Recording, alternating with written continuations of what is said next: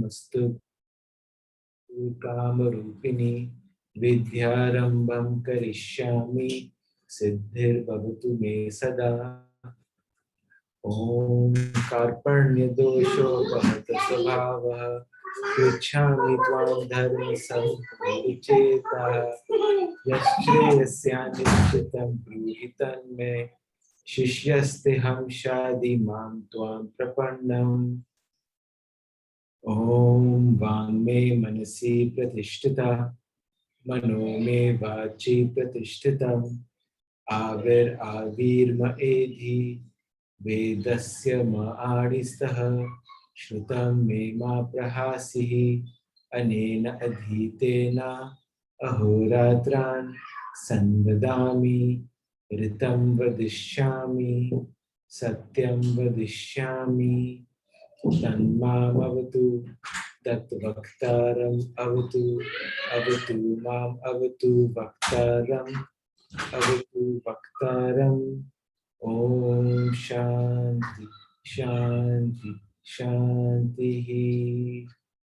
ओम भद्रं कर्णेभिः शृणुयाम देवाः भद्रं पश्येम अक्षभिर्यजत्राः स्थिरैरङ्गे स्तुष्ट्वाग्वं स्वस्तिनूभिः वशेम देवहितं यदायुः स्वस्ति न इन्द्रो वृद्धश्रवाः स्वस्ति न पूषा विश्ववेदाः स्वस्ति नस्ताक्षो अरिष्टनेमि स्वस्ति न बृहस्पतिर्दधातु।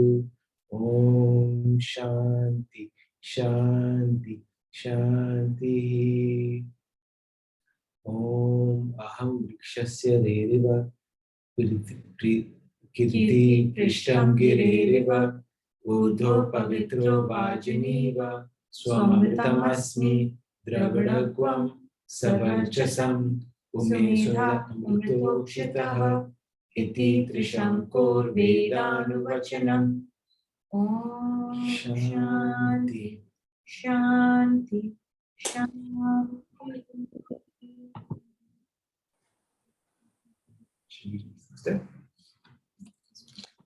Narayana.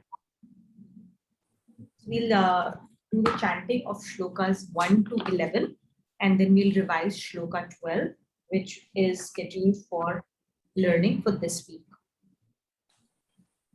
Om Shri Paramatmane Namaha. Arjun Uvacha Jayasi Chet Karmanaste Buddhir Janardana Tatkim Karmani Ghore Mam Niyojayasi Keshava Vyami Shrene Vakyena Buddhim Mohayasi Vame Tadekam Vad Nishchitya Yena Shreya Kamapnuyam. Shri Bhagavan Vacha Loke Asmin Dvividha Nishtha Pura Prokta Maya Naga Jnana Yogena Sankhyanam Karma Yogena Yoginam Na Karmanam Narambhat Nashkarmyam Purushoshnute Na Cha Sanyasana Siddhim Samadhi Gacchati न हि कश्चित् क्षणमपि जातु तिष्ठत्य कर्मकृत् कार्यते ह्यवशः कर्म सर्वः प्रकृतिजैर्गुणे कर्मेन्द्रियाणि संयम्य य आस्ते मनसा स्मरन् इन्द्रियार्थान् विमूढात्मा मिथ्याचारः स उच्यते यस्त्वेन्द्रियाणि मनसा नियम्यारभते अर्जुन कर्मेन्द्रियः कर्मयोगम् असक्तः स विशिष्यते नियतं कुरु कर्म त्वं कर्मज्यायो ह्यकर्मणः शरीरयात्रा पिचते न प्रसिद्ध्येद कर्मणः यज्ञार्थात् कर्मणोऽन्यत्र लोकोऽयं कर्मबन्धनः तदर्थं कर्म कौन्तेय मुक्तसङ्गः समाचर सह यज्ञा प्रजा सृष्ट्वा पुरोवाच प्रजा अनेन विश्वध्वम् एष्वोऽस्त्विष्टकामधुक् देवान् भावयतानेन ते देवा भावयन्तु वः परस्परं भावयन्तः श्रेय परम वाप्स्यथ. Now we'll do shloka 12. Ishtan bhogan hi vo deva दास्यन्ते यज्ञ भाविताः तैर्दत्तान् प्रदायेभ्यो यो भुङ्क्ते तेन एव सः. So, you really need them to. I will push. Sorry, there's a lot of background noise from our side today. Just try and shut it down. Okay, so to summarize what we've been doing over the last few days, especially the last class, I think we focused on shloka 3.34. We started some really important points there.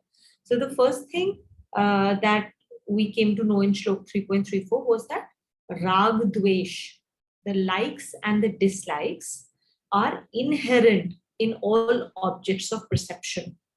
And they are our real enemies that will beset us from our path of duty, our path of karma yoga, our path of self-realization. So we must make sure that we do not come under their sway, which means no actions must be done from the space of likes and dislikes. They must only be done from a space of what is our duty in the moment. Then in 3.35, there was an important question that was raised, like, when things get tough, sometimes it is very natural for us to ask or to say that, my path is very difficult, my life is very difficult, my situation is very difficult, but someone else's life is so much better, right? There's always the grass is greener the other side of the fence. Whether you are in a corporate life, it always seems that your colleague's life is so much easier than yours. When you're in a family, you may think your spouse is slacking or having a good time while you are the one who is always bearing the burden. Or in your own family, you will always feel, or in your friends, you may think that someone else's life is so much better. Or generally, we have that whole thing, look at the Ambanis, look at this, things come so easy because they have connections and stuff like that, right? It is always easy to have that thought process. So there was a massive warning bell that we got in Shlok 3.35 against such an attitude. It is extremely important for us to remember that we have got a very personalized service from Bhagwanji. He has created our VVGP, our life situation, which is extremely unique to us. We are the only ones who will have that kind of a life situation because it is unique for our own self-realization, for our own uddhar. So we also realize that, always these conversations of what is my life's purpose? What am I supposed to do here? What am I supposed to, achieve in this world? All those questions, they will sound extremely deep and thought-provoking, and feels like you have to go out on a meditation retreat to answer these questions, but that is actually not the case. Gita is saying that there is only one purpose to life. That purpose is to find your ultimate happiness. In Hindi, they make a difference between the words Sukh and Anand. Sukh is that transient happiness we get when we come in contact with external objects. That is not what we are supposed to go after. We should be hankering after, and we must go for Anand, which is that happiness that is from within. The happiness that is here and there always, and it is only covered by layers of dust. And we'll also find out what those 3 types of layers are that cover our happiness later in today's class. So that is what we should always be going after. That is the only purpose of life. And Bhagwanji, through our VVGP, has presented us with that unique and the best path given our current situation, given our current situation of our antakaran.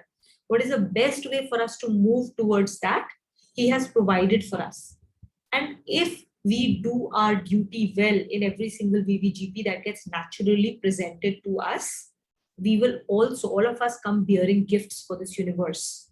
And they are very unique gifts that only we can provide in this world through the special vibhutis and skills and abilities that Bhagwanji has given to us in the special circumstances that Bhagwanji has given to us, right? If we do our duty in our VVGP well, those gifts will naturally come forth and get created as a part of our life journey. So that is what we need to focus on. So do not think about somebody else's life being better than ours. Our life is the best for us.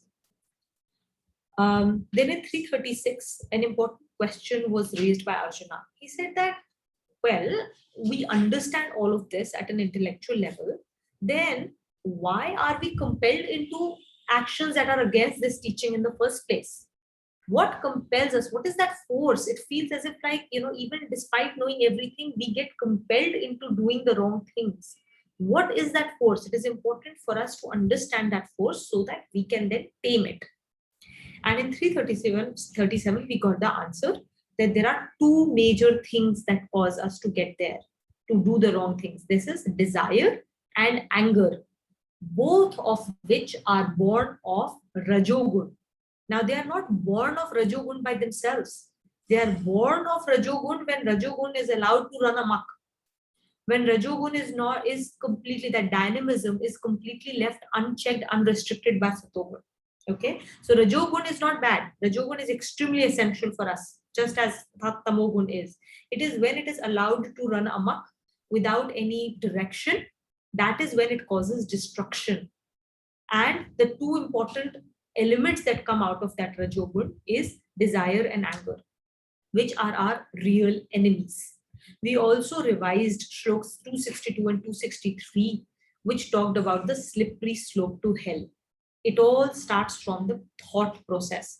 If your thoughts dwell on the objects of the senses, they will create a longing inside of us. That means our mind will start to want them. That is where the likes and dislikes, which are inherent in those objects, will start to play upon our mind, creating a longing, either to acquire something or to try and make sure that it doesn't come into our life because we dislike that experience or that object. That longing, if it continues to bake in ourselves, will lead us to take action for them. That's when the longing gets converted into desire. At the end of that action, either we will get our object, so that will create greed for further more things. And we will also cover this aspect way more, the greed part, a lot more in today's class. So it creates greed, or at some point of time, after having achieved one after the other desires, we will at some point of time reach a point where our desires will be unmet. Okay, because there is always, it isn't an infinite thing out there. So at some point of time, we will not be able to achieve those desires. That will cause anger. Anger cause delusion. It causes vimudhatma. It makes us vimudhatma. So it makes us deluded. That delusion causes smriti nash. It causes our memory of scriptures, of what we have learned, to go out of the window. And then when that smriti nash happens, we have completely lost an understanding of what is the right thing to do, what is the wrong thing to do, and so that will cause a sure ruination. This is the slippery slope to hell. So likes and dislikes and desire and anger, we need to avoid this. There are a couple of more things that we will learn today, which are things that need to be avoided, and then we will string them together in an easy to learn acronym so that we can use that as a formula to remember on an everyday basis on what I must be aware of, what I do not want to go through. Okay. So with that, we will go to shloka 38.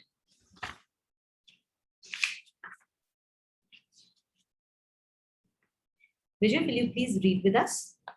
So connection after shloka 37. Declaring desires to be the root cause of all sins and ills, the Lord now goes on to say how the blind person pushed him into the sin. धूमेनाव्रियते वह्निः Dhumetan vritya vannihi. धूमेनाव्रियते वह्निः Dhumena vriyate vannir. Vanmihi. यथादर्शो मलेन च Yatadarsho malena cha.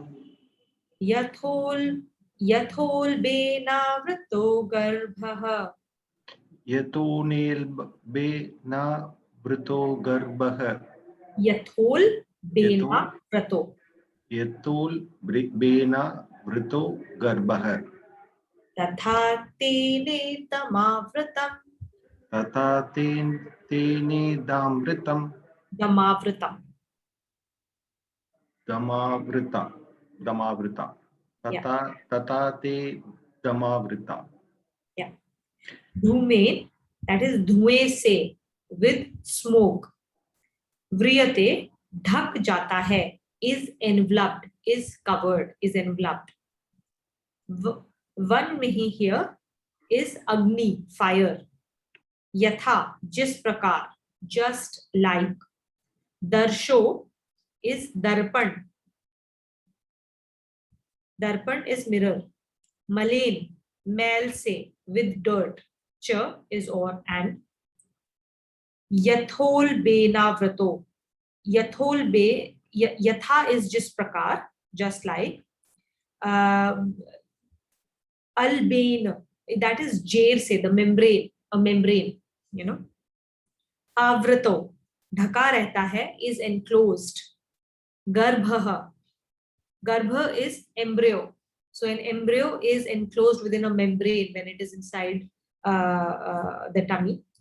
So same way. Tatha, वैसे ही, just like that. In the similar manner. Ten, ten is उस काम द्वारा, that desire.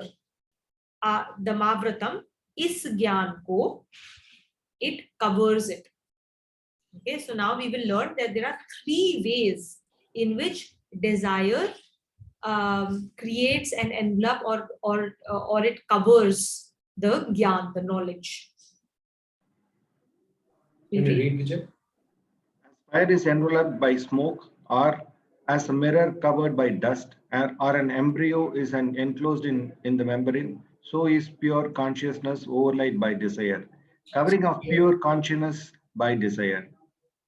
So here, essentially, he's giving an example, or he's explaining through 3 examples how desire envelops completely our knowledge. And knowledge is capital S self here, right?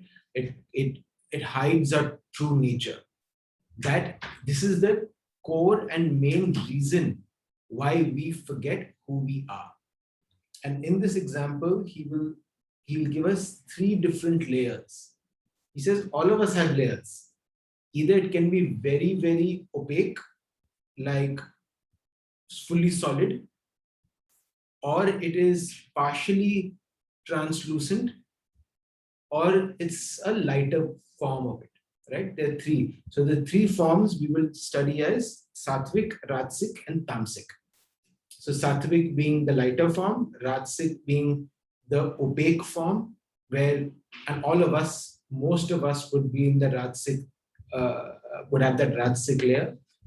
And then you have the Tamasic form where all you do is chase desire. So we'll read this a little bit better. 3 examples are given in this shloka: fire and smoke. The faggots which burn to give fire give out smoke also. If proper caution is not observed, the smoke totally envelops the fire. In the same way, desire envelops consciousness and makes it blind.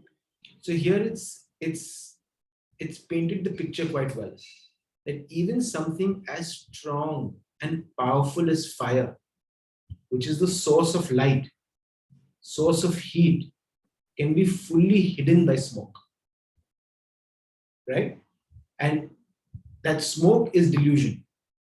It's transient, it's temporary, it comes, goes, it's constantly changing, but it fully envelopes a particular fire. Now, that is this the Sattvic or the Rajasic? There's no Sattvika in this. This is Rajasic, Rajoguni, This is because it is Rajoguni. agitation.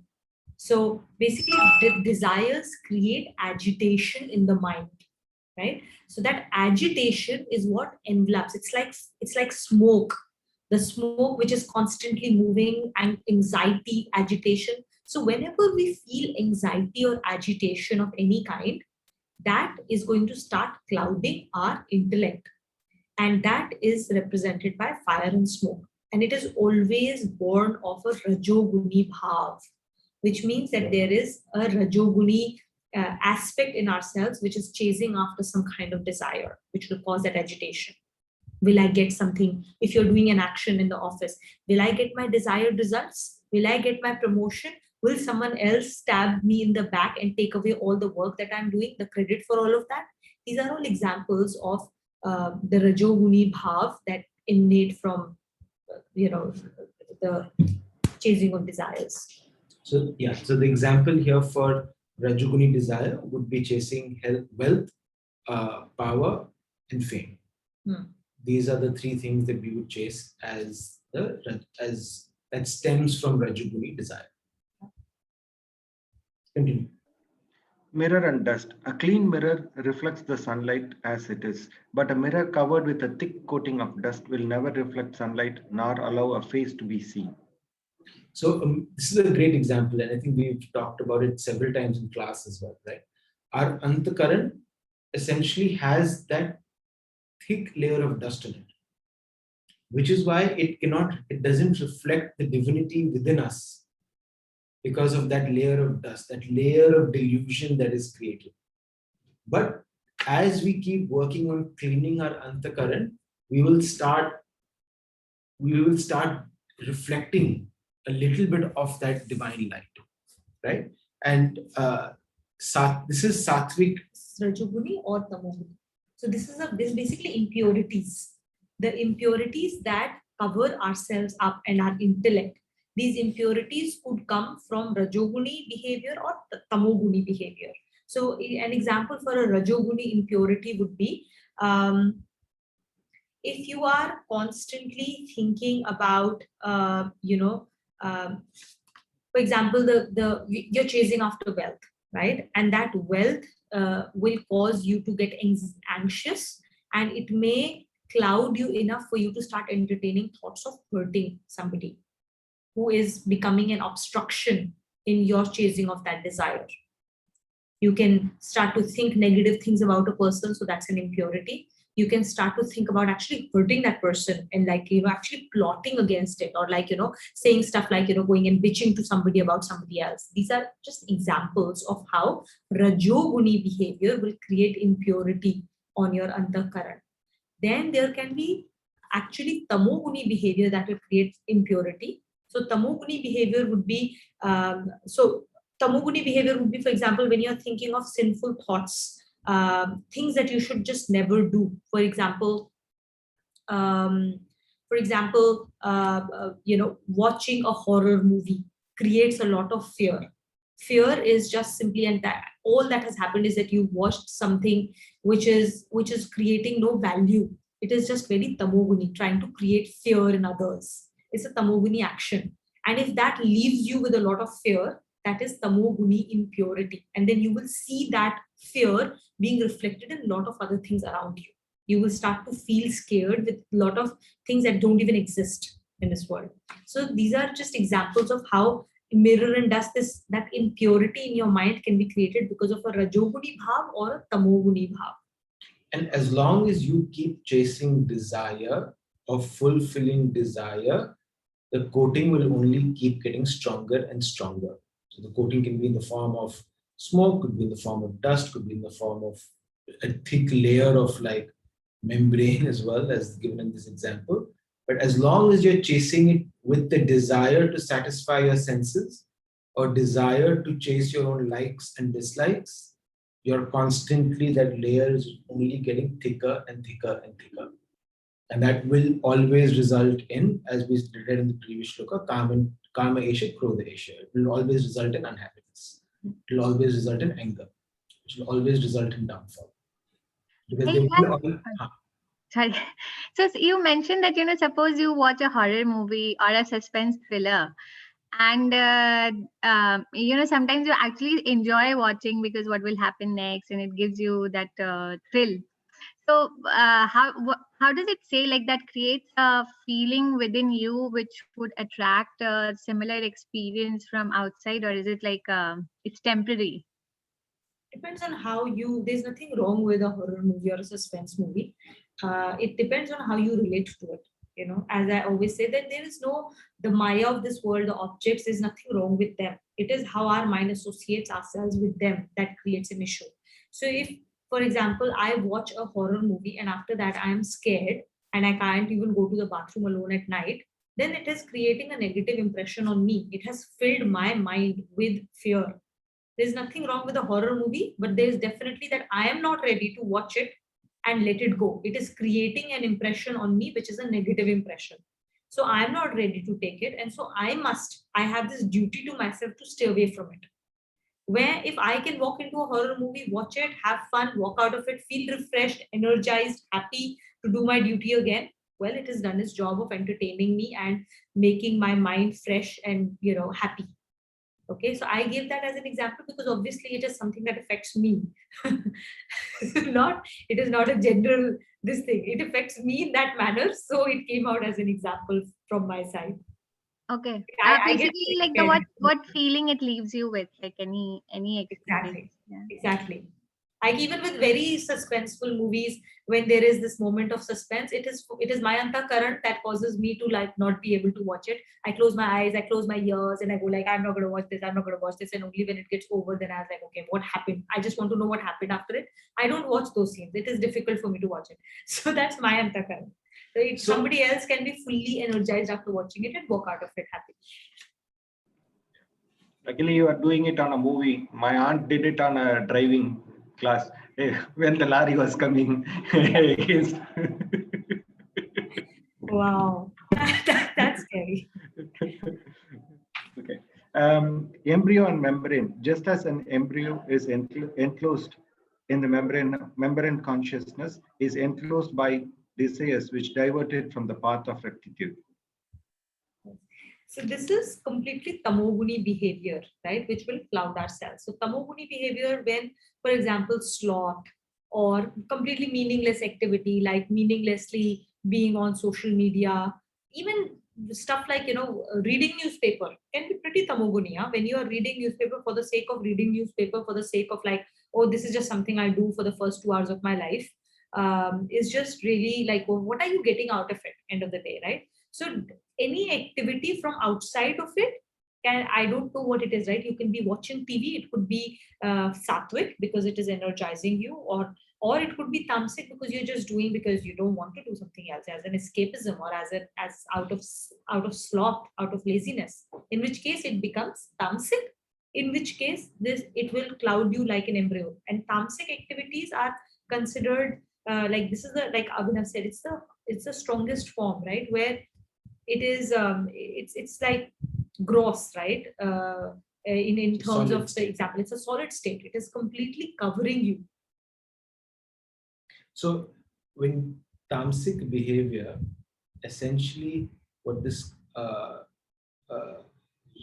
example is trying to say, tamasic behavior leads from tamasic desire. And if you give into tamasic desire, you will be so deluded so quickly that you will justify hurting your body, you will justify smoking, you will justify gross inactions that you and I who are not into it will know that this is bad. Addiction is bad. We will know not to do certain things, not to hit kids, not to hit others, not to hit your spouse. All of that, right? We all know that's like a clear line not to cross. But in tamoguni desire leads to such level of delusion that people just cannot see the reality. Yeah, so you get You enclosed completely- within that. Correct. You get enclosed within that environment, and within that environment, this is all that you see. This is all that you perceive. Bribery, all of these. And in the world, actually, if you pay attention, there are lots of these things coming up, or there are already there, and people justify it. And all these fetishes, bribery, politicians, the way they do it, you're just like, take it. Like, but for us, it's have to be really clear that that desire, that what desire is behind this, right? Eventually, we have to move towards one desire, or rather, zero desires. Not zero desire. The only one Yeah. desire we are allowed to have is the desire of self-realization. So desires don't Materialistic go away. desire, Correct. materialistic desire have to be zero. Yes. As long as you're chasing a desire. So imagine this equation, right? You have a numerator and a denominator. Your denominator is number of desires you want to achieve. So that's how we work in life. I want to achieve 55 things. So I'm at 1 out of 55, not that happy. Very unhappy, in fact. I'm at 25 or 55. I'm like, yeah, I'm doing okay, but others are at a higher number. I am at 45 on 55. I'll be happier. But what we forget is as our numerator increases, our denominator also keeps increasing in life. And in fact, increases at a faster pace than we can increase our numerator. Right? So our happiness quotient is always below 1, well below 1.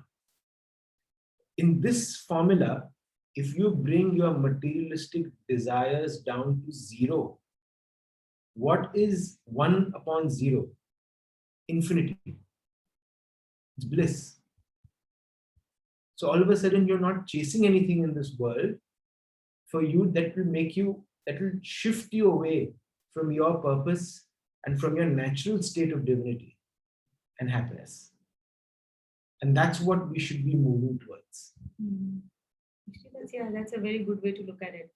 So the way the world is designed is that every time you increase your numerator, your denominator will increase at a faster pace.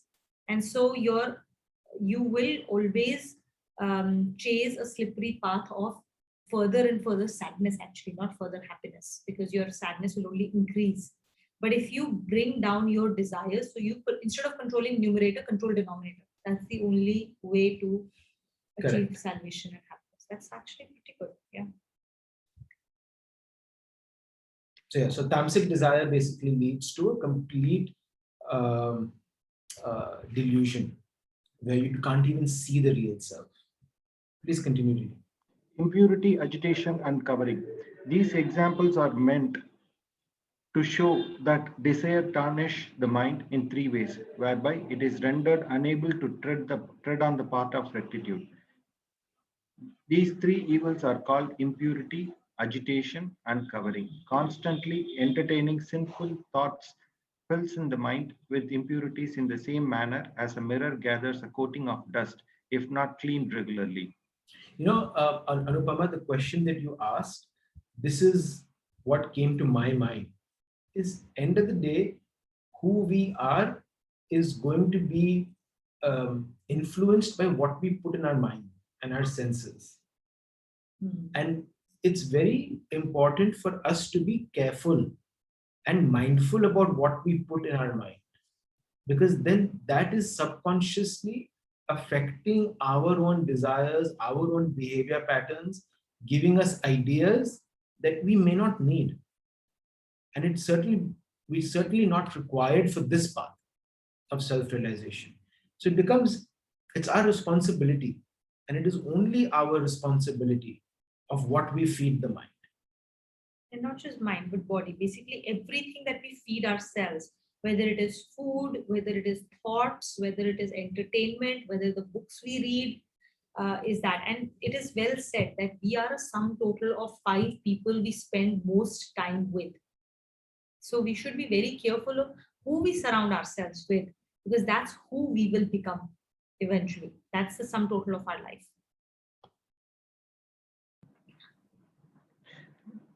So this is tarnishing of mind with impurity. The second evil is agitation. Just as smoke envelops the fire and does not allow the light of the flame to come out, desires fill the mind with agitation and make it fickle and preoccupied with illusory world pleasures, so as to cloud the light of consciousness of reality.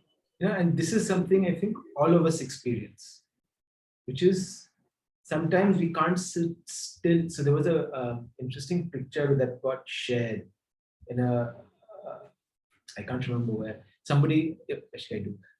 There was a picture of a guy sitting on a sofa doing nothing. He was just sitting on a sofa. And that picture went viral on Twitter. Like before the cell phone, this is what people did. They sometimes just sat on the sofa and just enjoyed, like, did nothing. They enjoyed that moment of being in the living room and sitting still. And it brought a recollection to me, at least for myself, is it's so hard for us to sit still now. It is so hard. Like I was going in a bus, there were 20 passengers, 19 of them were on their phone. 19 out of 20. It is so hard for us to experience stillness. And that is what I think this smoke represents, this constant agitation. And sometimes I think the real power is in experiencing that agitation and letting it go, that anxiety and letting it go. And just allowing yourself to experience this mind, body, and this moment, and that's it.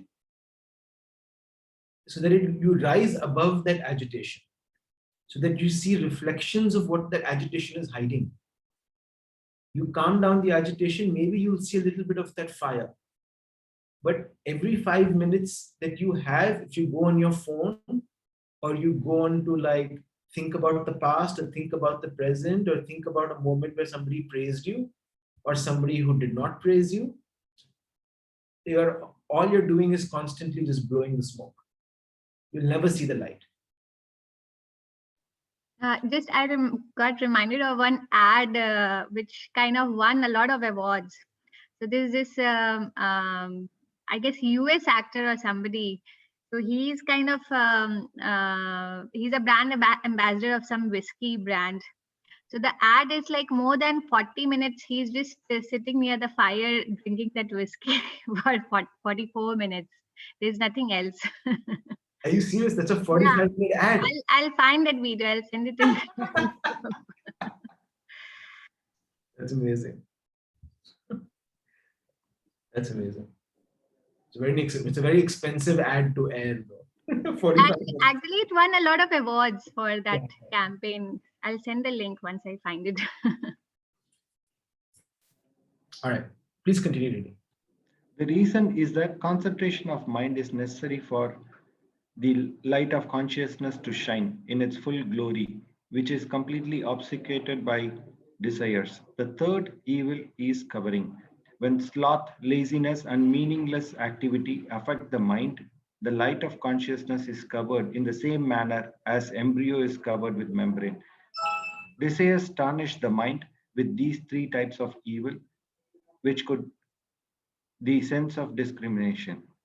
So I can give you 100 examples of meaningless activities that I observe in my life on a regular basis, and I try and reduce. Now, you might relate with some of this. One is keep opening the mailbox to check if an email has come, or keep opening WhatsApp to see if a WhatsApp has come. Or if someone has responded to your message, then you go back and you reread your messages on how it came across. And especially if someone liked your message or thought your idea was good, then you go back and you spend time rereading those messages to feel good about yourself, right? These are all very subtle. And we get opening Facebook, just refreshing feed. For me, it's Twitter, refreshing feed, reading those messages, right?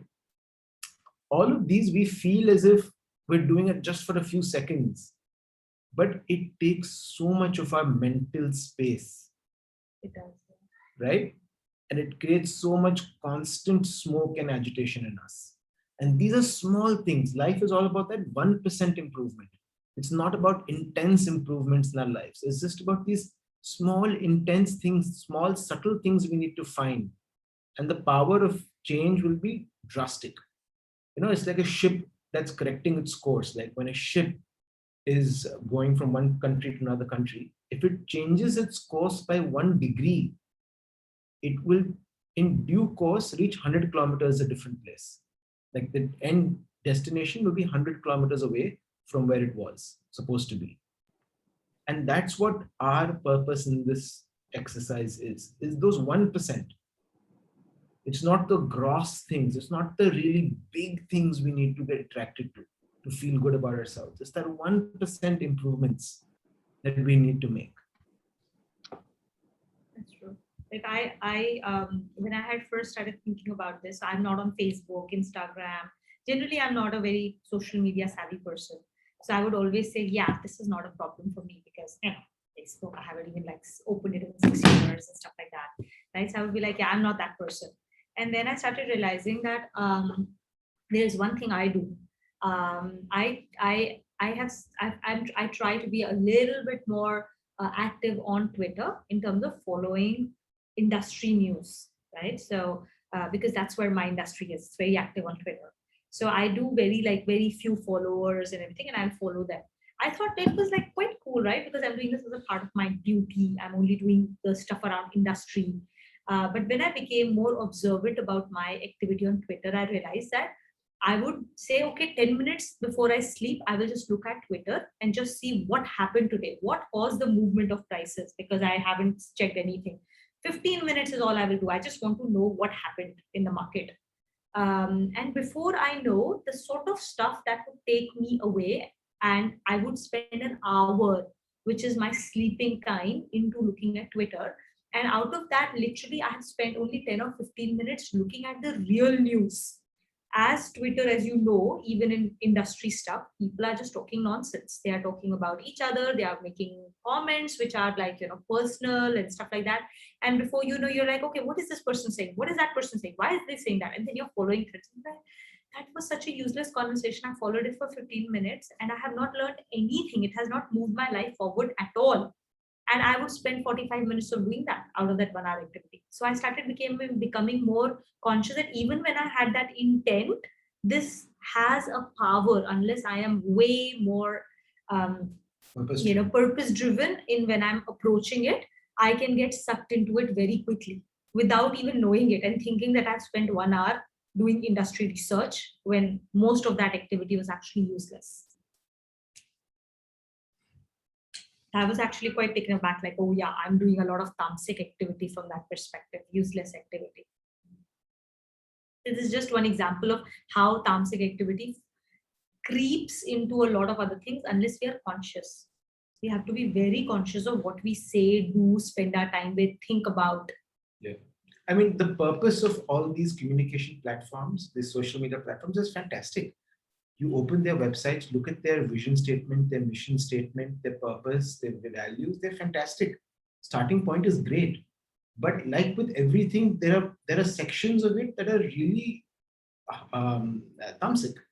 And there are sections of it that are very like dynamic, but the sections of it that are beautiful and light. And yeah, it's helped me reconnect with my school friends and all of those things. And I'm richer off as a human being because of that, right? It's about how we perceive to use it. Correct. So as with everything in Maya, it has all the elements. It depends on how we use them, how we connect with them. And we can connect with them in all three ways: sattvic, tamasic, or rajasic way. So it depends on us. The responsibility is with us. And there's nothing wrong with those objects, platforms, or anything else in this world. So we finished reading? Yeah, I think we finished reading. Nana, will you read?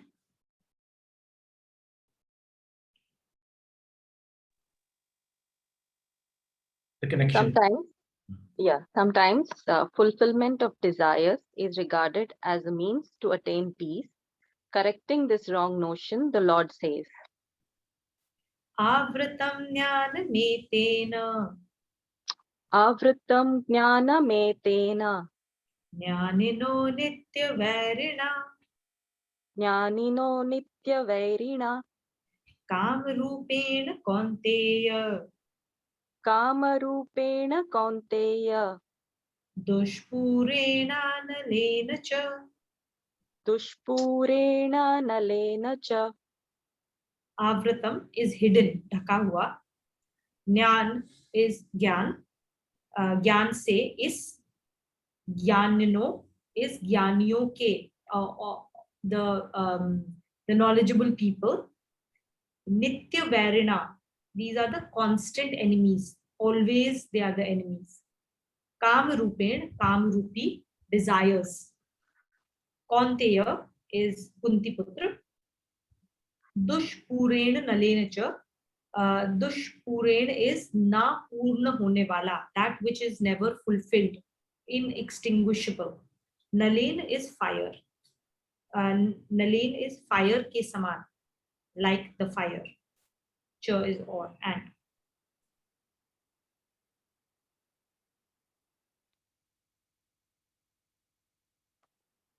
Arjuna, this inextinguishable fire of desire is the constant enemy of the wise as it spreads over their consciousness. So here, I already shared that equation thing, right? Keep in mind, I mean, that's a very powerful example. And from a gross perspective, we understand that we constantly chase material wealth, one success, bigger house, better car, all of those things, international holidays, all of those things, right? But I'll give you an example of I think I've shared this earlier, but a very small manifestation of this. Suppose a mosquito bites you, right? It itches. You itch it. What you have a desire to itch it, correct? You cave into that desire and you itch it. What happens? You feel good for about 5-6 seconds that you've itched it. And then what happens? You feel a greater desire to itch it again. And then you go back and itch it. And then again you feel good, but then you have an even greater desire to itch it. And you get irritated now. The third or fourth time after you itch it, you get irritated like bloody mosquito. You're like, kahan se aa jate hain? I told my wife to close the window at night. Why did she not do it? And then all that aggression goes in the next itch. And this can go on and on till you realize you scratched your skin and blood starts coming out.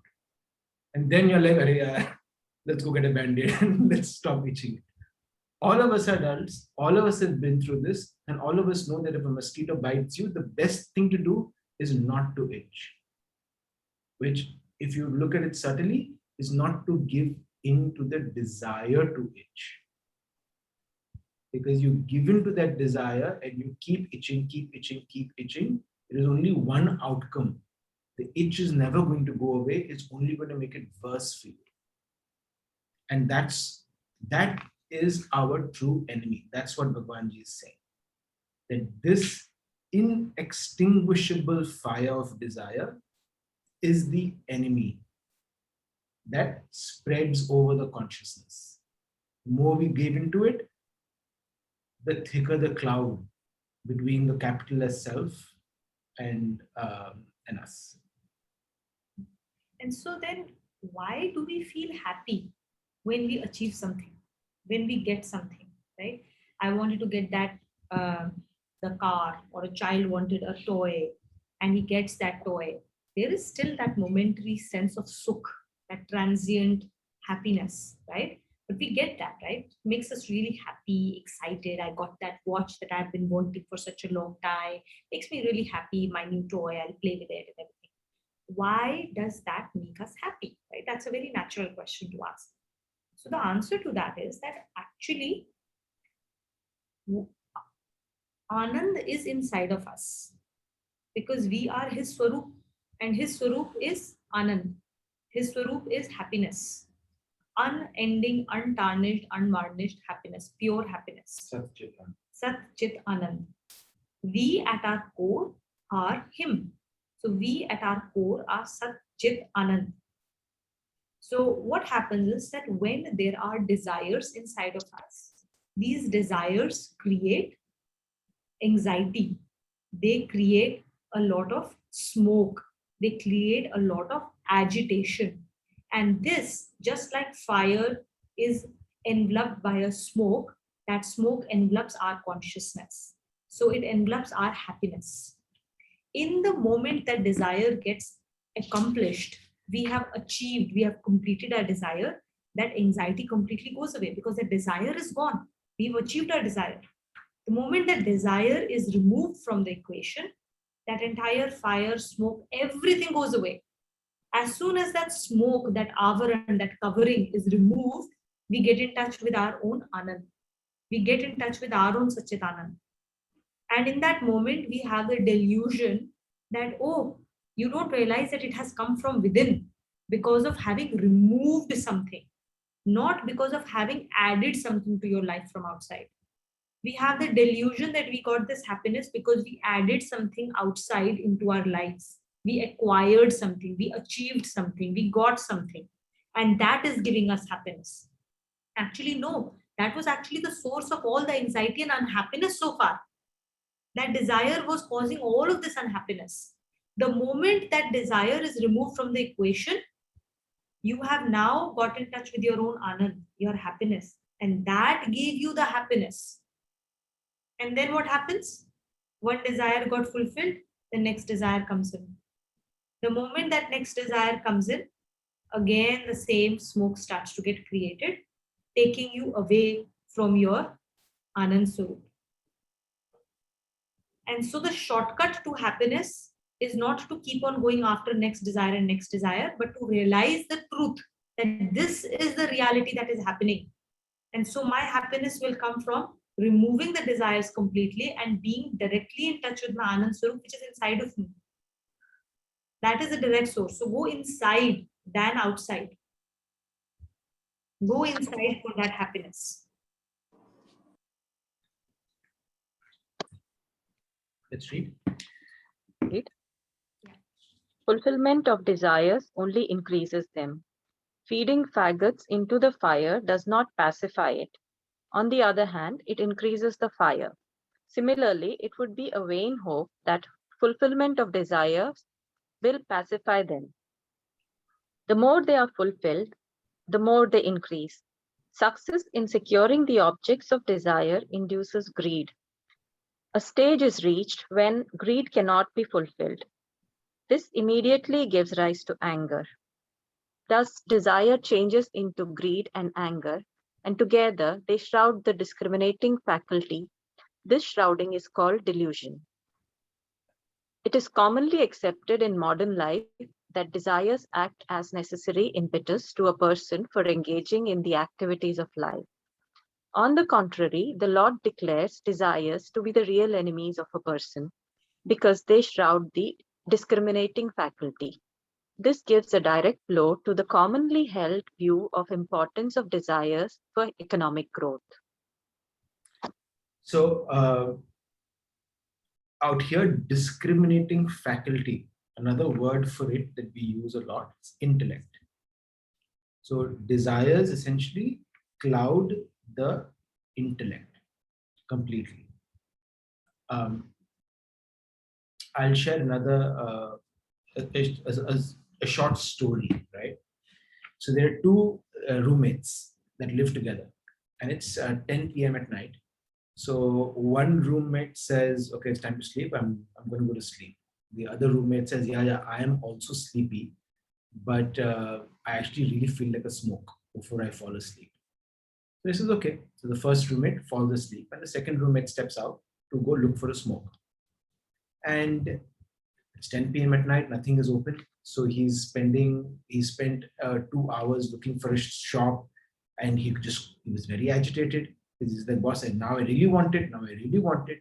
So 2 hours, he finally found something. He got himself a cigarette. He smoked it, came back, went to sleep. The next day morning, both the roommates wake up, and the first one asks him, "So what time do you sleep?" He said, "Midnight." And the first one said, "See, you and me were at the exact same mental state at 9:55. At 10 p.m., when it was time to sleep, you gave in to a desire. I went peacefully to sleep, but you spent the next 2 hours being agitated just chasing that one desire. The moment you achieved that desire, you came back to your state at 9:55. You came back to your sum zero and you fell asleep. Moral of the story is this, that every time we put desire in the driver's seat, we are constantly being agitated. Our natural state is that 9:55 p.m. state of being fully complete, of being fully satisfied. We put in desires with the idea that, oh, that's what we should be doing in this world. All we do is we create agitation for 2 hours for that 1 minute of pleasure that we experience. Right? So just a small analogy that desires is never leads to happiness, and it does not lead to bliss. It only creates far greater agitation than it creates happiness. And in that respect, when I had read this for the first time, feeding faggots into the fire does not pacify it, is one thing that that came to my mind. My Nanaji used to say one sentence that always stayed with me. He used to say, भूख और नींद अपने हाथ में है, जितनी बढ़ानी है बढ़ा लो, जितनी कम करनी है कम कर लो. So he was a person with very, minimalistic food habits, with very good discipline around his life. So this is something that I always, when I think about that sentence, there is so much value in that. Bhook is representative of all desires that we have. Bhook of, feeding ourselves something or the other. And Neen is tamsik. So Rajoguni Bhav and Tamsik Bhav are in our control, and our Satoguni Bhav can handle them. They can control it and put it either by reducing it down, or it can increase it. So the more you sleep or the more you eat, the more those things will increase. The more you want to sleep. Today I get fulfilled by 8 hours. Tomorrow I definitely need 9 hours, right? So bhook or need is in our heart. Our desires, our Rajoguni Bhav and our Tamoguni Bhav are in our control. If we give in to them, the more they will increase. The more we control them, the easier it is to control and direct their energies. Okay. So yeah, I think that just the last sentence is just something for us to think about, right? Like the whole idea of economic growth. There's always the central banks are always going for inflation, right? Inflation is good, is a commonly held economic concept these days. There is no way, like we'll print as much money as is possible, but we won't allow ourselves to go into deflation. We always have to increase so that is at a macro level. Inflation is good. So everyone will go for 2% inflation, 3% inflation. US SEC has said that even if we overshoot the inflation for a time, we are okay, right? So they have accepted that. At a micro level, what does it mean? At a micro level, it means that it is expected that we will always grow in terms of our consumption. We always have to go from a no car to a smaller car to a bigger car to a whatever, right? We always have to grow up. We have to go up the brand curve. We have to go up the holidays that we do. There is like at that micro level, there is this general expectation that you always have to grow your consumption in some format or the other. Gita is saying re-examine. Re-examine. Why? Why do you need to grow that? What is the purpose behind growing your consumption? If I'm happy with a non-branded bag that does all its job, why do I need a Gucci in my wardrobe? What is the purpose? Right? So examine all your consumption in every way. Physical, mental, spiritual, emotional, everything that we consume must be looked at very, very stringently, and ask yourself, why does it need to grow?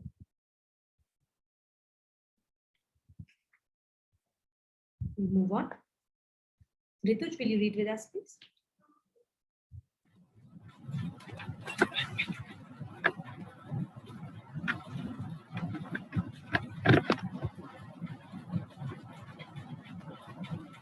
Can you hear me? Now, question arises about parts of the human personality where desires are lodged and how they can be rooted out. The Lord first tells about where desires reside. Indriyani mano buddhihi Indriyani mano buddhihi asyadhishthanamuchyate asyadishta no muchyate eitair vi wait eitair vimoha yatyeshah itervimoh yateshyah jnanamavratya dehinam. jnanamavritya dehinam.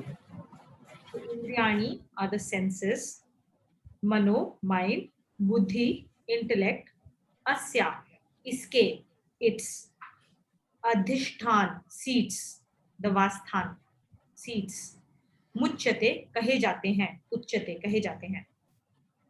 एतय, इसके द्वारा ही, through this, विमोह, मोहित करता है, deludes. Yatyeshah, ye काम, these desires. Jnana, knowledge. Avratya, avaran, the covering or the clouding that we talked about before. Dehinam is the jivatma, the embodied self.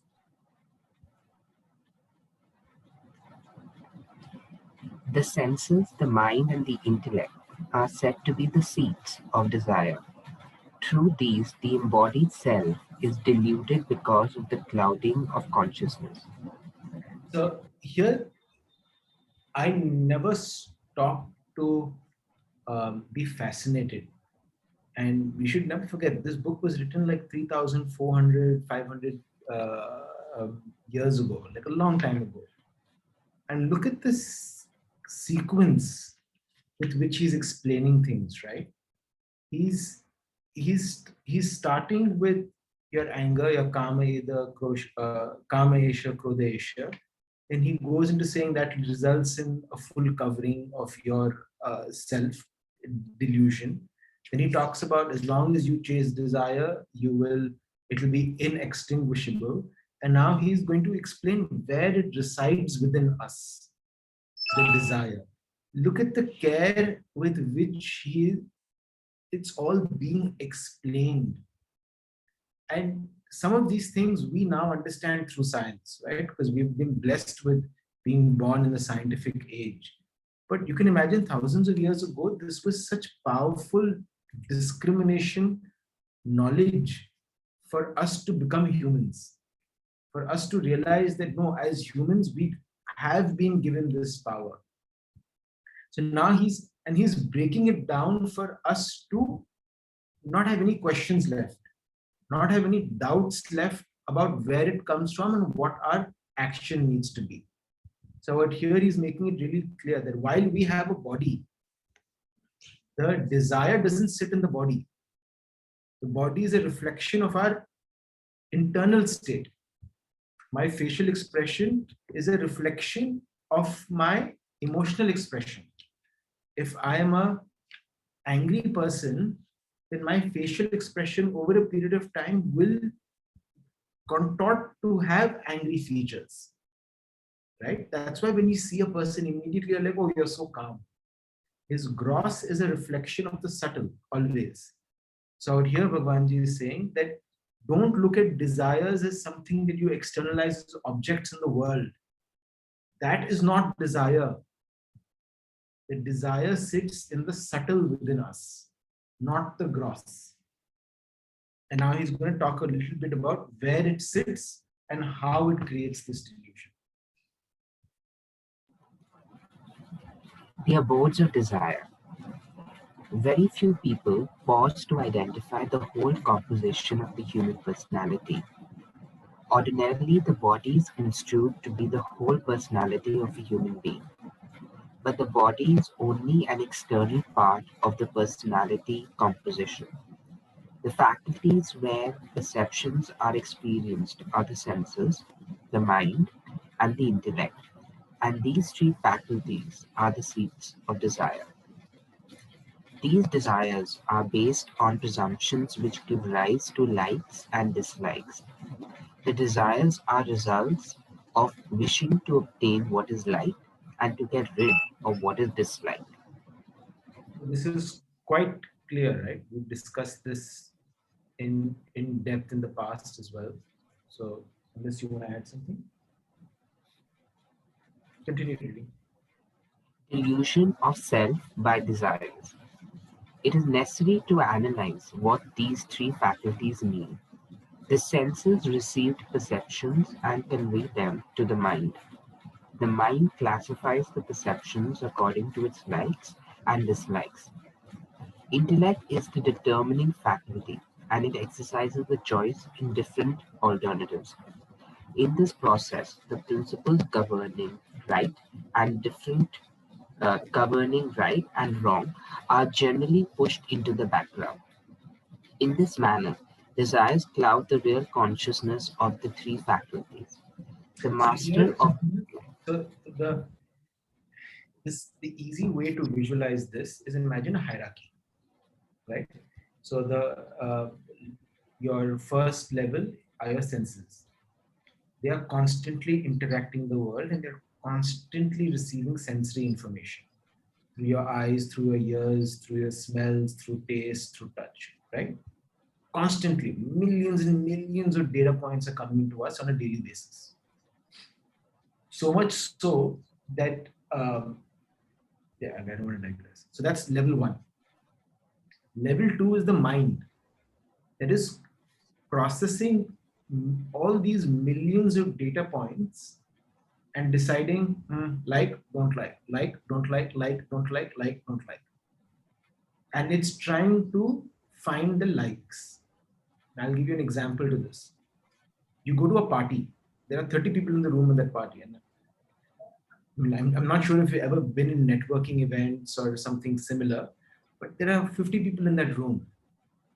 Everyone's having a conversation. It's all quite loud. And you're speaking to somebody, and all of a sudden, you hear your name and you immediately turn, right? Even in that crowded room where you're having a conversation, the moment your name comes somewhere in the background, your mind will register it and say, I like that. Let's look, I want to see what happened there about me, right? That's the power of the mind. The data points the senses is bringing, it's not as if we couldn't hear the other conversation. It's just that we were listening to the partner in front. But the moment a name came up, the mind got into action and said, no, that I like, I want to bring it to my superior. Who was the superior? The intellect. So the mind brings whatever he thinks is relevant to the superior, which is the intellect. And the intellect then decides, Acha, I will want to go ahead and pursue this. So use, like I've done this so many times that I've cut the conversation. I'm like, ek second. Something's happened there and they've just mentioned my name. And then I bring their group over and I'll talk to them, whatever, right? That's the intellect that has come in to decipher what that course of action is. But in that entire example, what I'm trying to highlight is that there are three levels at play. As long as the intellect is directed towards the mind, it will always choose based on like and dislikes. For the intellect to get sharper, it needs to be turned to the principles, the right and wrong, the capital S self, the Gita book. That's where this comes in handy, because it gives the principle, it gives the intellect a new language and a direction through which to make decisions, not the mind, because the mind is only chasing one object.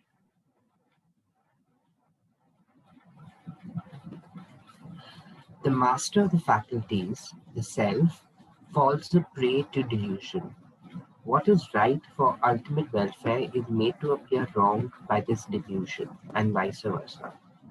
Thus, the effect of delusion makes one march rapidly towards self-destruction. Desires paint worldly enjoyments in attractive colors and induce cravings to acquire them somehow. All discretion of right and wrong is scattered to the winds. This is what is meant by delusion of the embodied self, by clouding its consciousness. So I think by now we have understood quite a lot of things that we need to avoid. So now we'll just bring it all back in the form of an acronym for us to, use it for our own reference points. This was created by somebody else in the Gita group, which makes it very easy to remember it. It's called 2KLM3. Okay, so 2KLM3 is a flight that you should never take. 2KLM3, Kam, Krodh, the two Ks, Kam, Krodh, Lobh, L, Lobh, and then M3. Lobe is I'll talk about it. Lobh. Lobh is greed. Greed. Then we have three M's. See, M3, Moh, Mad, Matsar. Moh is delusion. Ego is Mad, and jealousy is Matsar. So 2KLM3 is a flight you should never take. Kam, Krodh, Lobh, Moh, Mad, Matsar. In English, if you want to put it together, I just tried to create something. It's not as smart as 2KLM3, so bear with me. I used DJ Aage. So if the DJ is Aage, is ahead of you, then please don't go on that dance floor. You're on the wrong dance floor, quit the dance floor. Okay, so DJ बहुत बढ़िया भाई, बहुत बढ़िया, DJ आगे, thank you. अब उसका बता दो डीजे आगे का कैसे? DJ is D is desires, J is jealousy, A is attachment, the other is anger, G is greed, and E is ego. So if DJ is ahead of you, DJ is aage, quit the dance floor. We are on the wrong dance floor then. So we should always remember these are our enemies. 2KLM3 or DJ Aage. These are our enemies. There are no enemies outside of us. All the enemies, What does Matsar mean? Matsar is Matsar. jealousy. Jealousy. Could you repeat the three M's, please? Moh, Matsar. Moh, Moh, Mad, ego. Mad is ego. Moh is delusion. And Matsar is jealousy. So we court all our enemies inside of us only. If we can extinguish this, so if we perceive jealousy outside of us, if we perceive that somebody is jealous of us, that means we have jealousy inside of us, which is getting expressed outside through another nimit. He has just become a means to show us what is inside of us. So instead of being upset that somebody is jealous of us, we should be grateful that he has become God's nimit to come and give us this seva. He is doing us a seva by showing us that there is something inside of you that needs to be eliminated. So yeah, go ahead. Sorry, just your last line, that the person who created the feeling within you of any of this, which falls in any of these categories, basically, we need to remind ourselves that there is something wrong, which is kind of attracting that feeling and experience within. Yes. Basically, yeah. So I think the first thing is that instead of being upset with that person, we always have to remind ourselves. So now here's the thing, right? By habit, we will become upset with that person. This person is the cause of my misery. This person is the one who caused me anger. This is the person who got me to do something that I did not want to do. So we have to always remind ourselves that it is that person, it's not his fault. He has become a nimit matra. He is a medium of God who has come into my life in this moment to remind me of something or to give me a result of my own past actions. I eat the food that I prepare. The other person has just become a nimit matra to do the seva of serving that food to me. But he's serving the food that only I have cooked in my own kitchen. Very, very important to remember that. So if we know that the other person is a nimit matra for this, so you have to have the intellect. Now, this is what will happen. When there's something like this happens, the habit, your sanskars will kick in to a certain, and your likes and dislikes will come in.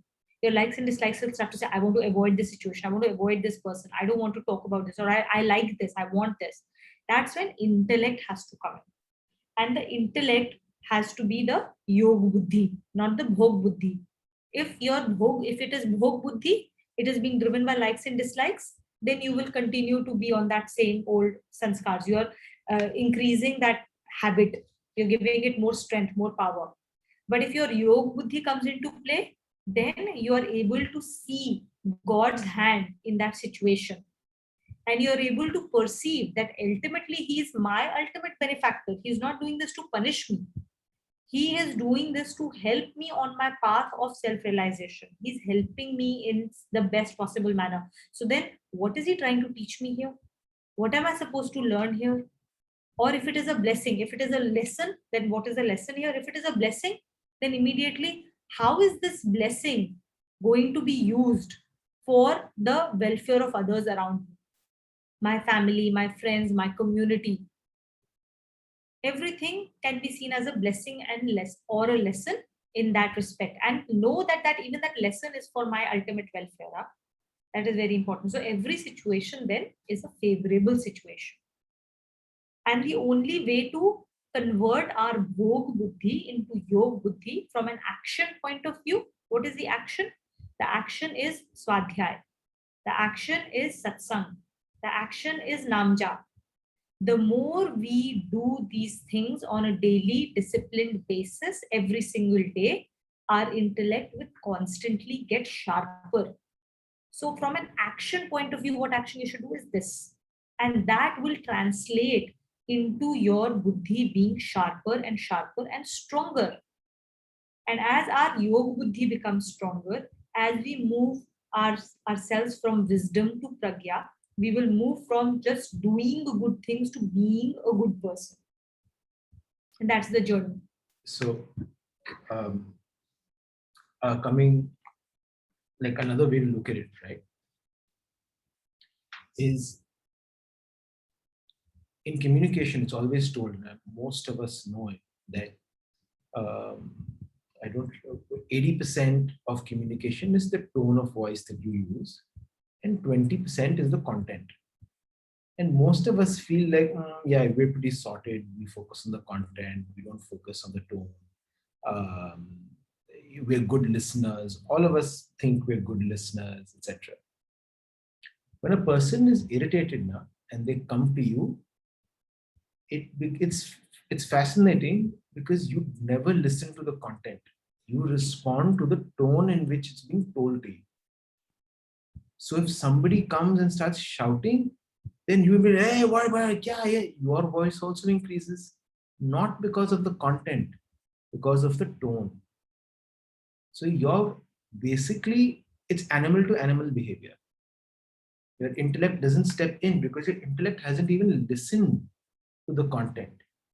And my experience also is that if we actually stop to listen to the content, forget the tone, let the other person say it in whatever tone they want, that is their prerogative, that is their whatever, karma. Forget the tone. Forget even the choice of words they use. Whether bad language comes out of their mouth, it's their karma. Okay? But if you actually listen to the content that they're saying, you will realize there is a little bit of truth. No matter how angry they are, no matter how disproportionate their anger is to the situation, if you go back, you will realize, yeah, in that situation, maybe my bhav wasn't correct. You're right. Maybe in that situation, I could have used a better tone or a better language. Yes, maybe in that situation, I said this story only to good about myself. But in that, I may have put you down. Understood. All of this is what that communication is meant for. But we get so tied up on the content of that presentation and where it's being, the presentation of that content. And in that, talwar nikal jata hai, dono side ke, right? Instead of actual listening. And that's what I feel like Yeah, so like there is this book, right? The story of Yogananda, Paramahansa. Paramhansa Yogananda. Paramhans. Paramhansa. Paramhans Yoga. Paramahamsa Yogananda. So in that book, he shares a story, right? That he goes to visit Mahatma Gandhi, and they reach in the evening. So Gandhiji was having dinner, so he's like, "Please, please, आप हमारे साथ बैठ के खाना खाइए." And he serves a plate. The two guests, he went with somebody else. The two guests got like a proper plate full of food. Gandhiji got something similar, but he had a few additions. And so Yogananji was like, how come you have these extra chutneys? He's like, what is that? He's like, this is neem ki chutney. Now, neem, if you know, is a very bitter flavor. And she's like, Gandhiji, after every bite, was taking a finger and he was licking that neem ki chutney and he was happily enjoying. And so Yogananji said, can I taste it? So he said, yeah. So they gave him a little bit. He tried it. He made a face. He said, I couldn't taste it. So he asked Gandhiji, how do you do it? Like, this is so bitter. Like, there's nothing added to it to like kill the bitterness. And he said, the seed of taste lies not on the tongue, but in the mind. So you just need to control that mind to enjoy the taste of it. Your senses is blocking you from perceiving its real taste. And that story I read so long ago, but it kind of stayed with me at the power of what we have inside of us. How we have the faculty to choose what is healthy and choose what is good for us, rather than get swayed with our senses. It's quite strange with this lesson. I in my job, of course, because of the COVID time, there's a lot of restructuring going on and all that. And my contract was supposed to end with the company. And my boss, my previous boss, he just moved to Singapore for his new role. And when there was restructuring, the new boss came and he was kind of talking about, taking the induction, basically what everybody is doing. So somehow, my feedback was like, I'm only good at content and communication. And I felt very kind of angry that how can you say, like, I won 9 awards, I got best client servicing award. So how can you give such a feedback? And then there was the other side of me which said that there must be some truth in it. So when my new boss told me that the feedback that I've got about you is that you're good in these two things, and my response to that, I don't know how, I guess it's Gita class, but I said that I guess I might have created that image on him. So that's the reason that these are the feedback I got from him. So I guess it's my mistake. So, but I told him that, but I don't agree. Like, these are my qualities, and that's the reason I got these awards for these things. So then, like, of course, our conversation moved to like what we are supposed to do, and for coming next next half year, basically. So I guess, like, thanks to Gita lesson, that the response was positive So rather than getting angry. it's thanks to your commitment and your sadhana that you were able to not get angry and start off on a wrong foot with your new boss. Yeah, But right. you were able to take responsibility and move to let's create the future together. Like, what a powerful change that is, right? I agree totally. I mean, previous self of mine would have never done that. I would have definitely cribbed that's not the right feedback. He's wrong. So stuff like that, basically. But I realized that there was something within me, and I created that image when I looked deeper into it. So I mean, in spite of the fact that I was giving different work to the client, but to him, with the response that I might be giving would be more focused on content, I guess.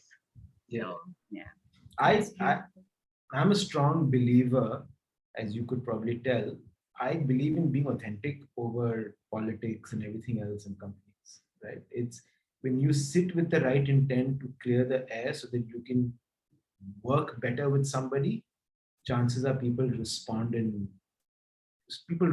well, because everybody wants to do well. Everybody wants to work with good people as well. So that's fantastic. Right. Should we finish? Yeah. Okay. Next one's long. Yeah, 41 is long. We need to talk about Anyways, I Vigyan. think next class we'll be finishing chapter 3. That should be fun. All right. We'll do the closing shlokas. Om Sarvesham Swastir Bhavatu Sarvesham Shantir Bhavatu Sarvesham Mangalam Bhavatu Sarvesham Purnam Bhavatu Om Sarve Bhavantu Sukhinah Sarve Santu Niramayaha Sarve Bhadrani Pashyantu Ma Kaschit Dukha Bhavet Om Asato Ma Satgamaya Tamaso Ma Jyotirgamaya Mrityorma Amritam Gamaya Om Shanti Shanti Shanti Om Purnamada Purnamadam Purnat Purnamudachyate Purnasya Purnamadaya Purnamevavashishyate Om Shanti Shanti Shanti